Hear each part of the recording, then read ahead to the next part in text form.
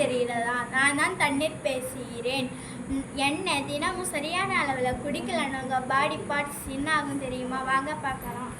நான் தான் உங்கள் மசில். தண்ணீர் இல்லாமல் டயர்டாக இருக்கேன். இதனால மசில் கிராம்ஸ் உண்டாகி என்னுடைய ஸ்ட்ரென்த் எல்லாம் போயிடுச்சு. எனர்ஜி எல்லாமே இருக்கு. எனக்கு 75% நீர் தேவை.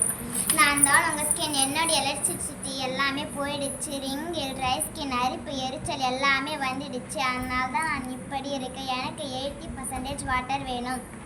நான் தான் பிரைன். நீங்கள் சரியான தண்ணீர் குடிக்காதால என்னை சுற்றி உள்ள CSR என்கிற திரவம் குறைவதால் தலைவலி, மயக்கம், பதட்டம், கோபம் என்ற செயல்பாடு குறைந்து வந்திருக்கு. எனக்கு 75% தண்ணீர் தேவை. பாலாஸ் தண்ணீர் குடிங்க. நான் யார் தெரியுமா? நான் தான் போன்.